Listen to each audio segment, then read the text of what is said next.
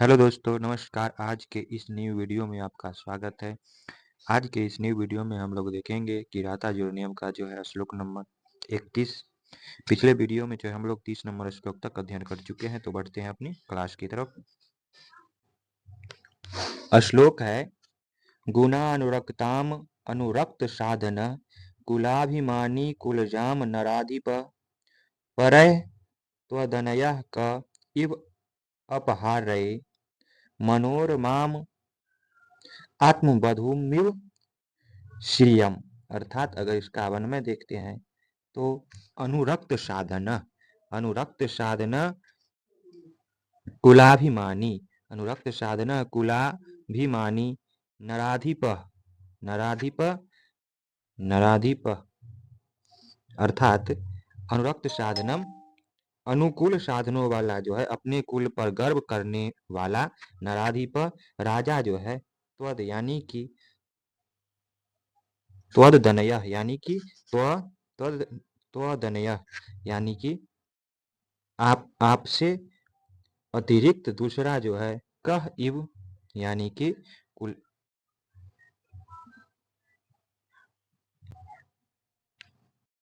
कौन सा जो है, गुणानुरक्ताम गुणों से अनुरुक्त जो है, कुलजाम, ठीक है, कुलजाम अच्छे कुल से उत्पन्न स्त्री को जो है, ठीक है, अच्छे कुल से उत्पन्न स्त्री को मनोर यानी कि कुल परंपरा से आई हुई लक्ष्मी को मनोरमाम मनोहर आत्म, ठीक है, मनोहर आत्म बधुम यानी कि आत्म बधुम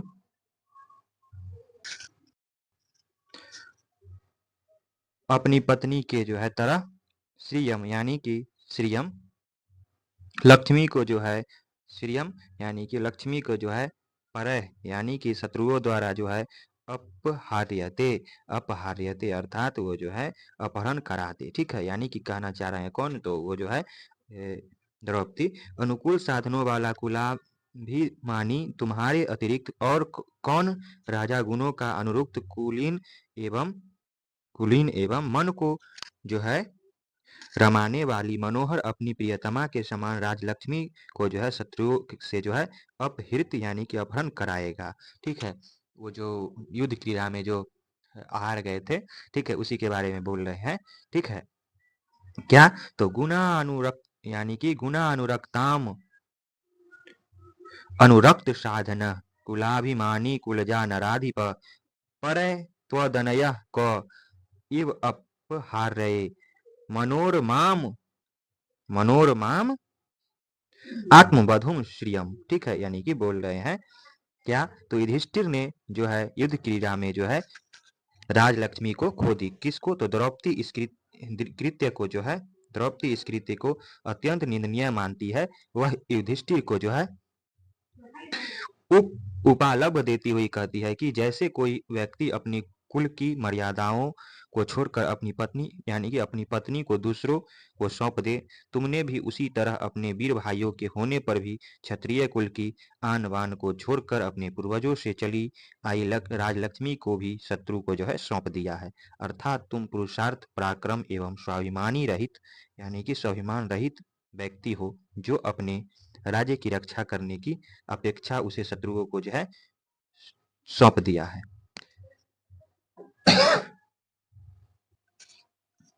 यहाँ पर जो है वधु के लिए गुणानुरक्ता कुलीन तथा मनोरम विशेषणों के प्रयोग से द्रौपदी कहना चाहती है कि उपयुक्त विशेषताओं से युक्त पत्नी की उपेक्षा तो कथमपि उचित नहीं मानी जा सकती।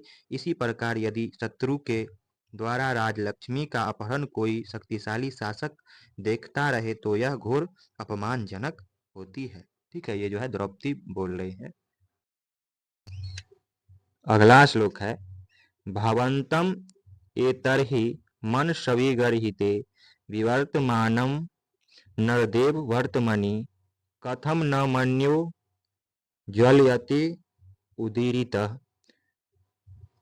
समीतरुम शुष्कम इव अग्नि उच्छिख, अर्थात उच्छिख अर्थात अवन्वय अगर इसका देखेंगे तो अवन्वय क्या है? हे नरदेव, ठीक है। हे नरदेव, ए हरती, ए हरती, अर्थात इस समय, इस समय मन सभी गर्हिते, ठीक है, यानी कि ये जो है इस समय वीरों द्वारा निंदित वर्तमनी, यानी कि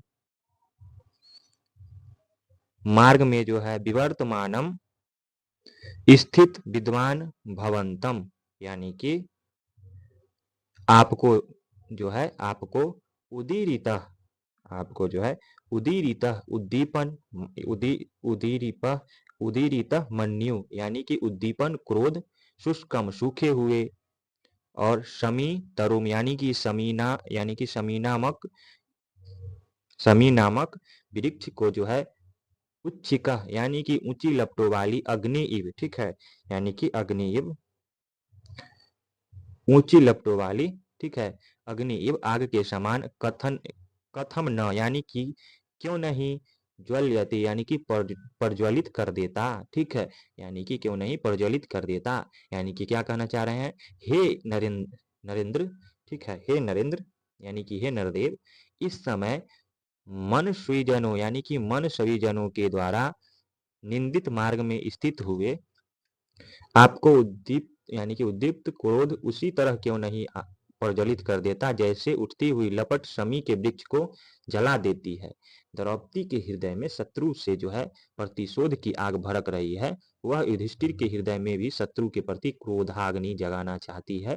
द्रौपदी युधिष्ठिर के पौरुष को उद्दीप्त करने के प्रयास में उनसे कहती है कि वे जिस मार्ग पर इस समय आरूढ़ है वह मार्ग वीरों का न होकर कायरों का है तथा मन सविगण द्वारा निंदित है। वह कहती है जिस तरह सूखे शमी के वृक्ष को धधकती हुई आग जला डालती है उसी प्रकार आपको भी उद्दीप्त हुआ क्रोध शत्रुओं से बदला लेने के कारण क्यों नहीं उत्साहित करता। नरदेव संबोधन जो है राजा को अपने वास्तविक तेजस्वी रूप का स्मरण कराने के लिए प्रयुक्त हुआ है यहाँ पे, ठीक है। ऐसा नहीं कि नरदेव भगवान को यहाँ पे नहीं कहा जा रहा है, राजा को जो है तेजस्वी रूप का स्मरण कराने के लिए यहाँ पे प्रयुक्त किया गया है, ठीक है। अगला श्लोक है अवंध्य कोपस्य विहंतु आपदम भवन्ति वैश्यास्यमेव देहिन अमर्ष शून्येन जनस्य जंतुना न जात आहरदेन, यानी कि आहरदेन न विधि सादर। अर्थात अवन में अगर देखेंगे तो वंध कोपस्य आपदम विहंतु देहिन स्वमेव वैश्या भवंती, अर्थात अवंध्य अवंध्य कोपस्य सफल क्रोध वाले जो है, सफल क्रोध वाले आपदाम विहंतु आपत्तियों को नष्ट करने वाले देहिनः प्राणी स्वयमेव, यानी कि स्वयमेव अपने आप ही वैश्या वशीभूत हो जाते हैं। अमर्ष शून्येन, अमर्ष शून्येन जंतुना, जंतुना, जंतुना जात जात आहरदेन जनस्य, जनस्य आदरो, यानी कि जनस्य आदरो न विधि सादर न, अर्थात क्रोध रहित प्राणी के, यानी कि अमर्ष शून्यन क्रोध रहित प्राणी जंतु न, ठीक है, प्राणी के जात आहार देन मित्रता करने से मानव का जो है सम्मान नहीं होता और शत्रुता होने पर भय नहीं होता। अर्थात सफल क्रोध वाले तथा आपत्तियों के विनाश विनाशक मनुष्य के वश में प्राणी अपने आप ही वशीभूत हो जाते हैं, परंतु क्रोध शून्य व्यक्ति के साथ स्नेह होने से लोग आदर नहीं करते और शत्रु होने से भयभीत नहीं होते। द्रौपदी कहती है कि यह सत्य है कि क्रोध मानव के आंतरिक शत्रु में से एक है, उससे एक प्रकार का मनोविकार माना जाता है, किंतु शत्रु के प्रति उचित क्रोध क्षत्रिय का गुण होता है, उसका सर्वथा परित्याग उचित नहीं होता है, ठीक है। जो राजा प्रजाजनों में निग्रह और अनुग्रह दोनों का यथा समय प्रयोग करके करने में असमर्थ होता है, सभी प्राणी स्वयं ही उसके वश यानी कि सभी प्राणी जो है स्वयं ही जो है उसके वशवर्ती हो जाते हैं। परंतु जिसे कभी क्रोध आता ही नहीं, हमेशा शांत ही बैठा रहता है, ऐसे राजा का प्रेम और वैर दोनों ही व्यर्थ है। न तो उसके क्रोध से कोई डरता है तथा न प्रेम होने पर उसका कोई सम्मान करता है। अतः उचित अवसर पर क्रोध करना आवश्यक है। शक्तिशाली का क्रोध कभी निष्फल नहीं होता। प्रजा ऐसे वीर पुरुष की अधीनता स्वयं ही स्वीकार कर लेती है। अतः द्रौपदी युधिष्ठिर को शत्रु के प्रति सफल क्रोध पूर्ण रूप अपनाने के लिए प्रेरित कर रही है। ठीक है, अगला श्लोक है परिभ्रम लोहित चंदनोचित पदाति अंतर्गिरी रेणु रुषित महारथ सत्य धनस्य मानसम दुनोति नो कच्चिदयम ब्रिकोदर। अर्थात अगर ये जो है ब्रिकोदर जो है भीम के लिए यहाँ पे बोला गया है। ठीक है, ब्रिकोदर किसके लिए? भीम के लिए। और सत्य धनुष्य जो है, सत्य धनुष्य किसके लिए? तो युधिष्ठिर के लिए। या फिर महारथ किसके लिए? भीम के लिए। ठीक है, यानी कि अगर इसका अन्वय देखते हैं तो क्या होगा? लोहित चंदनोचित, अर्थात लोहित चंदनोचित महारथ महारथ रेणुरूषित। अर्थात ये कह रहे हैं कि लाल चंदन के लेप के योग्य महारथी धूल से जो है धूसरित पदाति यानी कि पदाति पैदल अंतरगिरी यानी कि पर्वत पर्वत पर जो है परिभ्रमण यानी कि घूमता हुआ अयम यानी कि यह बिकोदर। कौन? तो बिकोदर। ठीक है, बिकोदर कौन? तो भेड़िए के समान उदर वाला भीम सत्य धनस्य यानी कि सत्य धनस्य सत्य धनस्य कौन है? सत्य, तो यानी कि वो जो है सत्य रूप वाले धन वाले।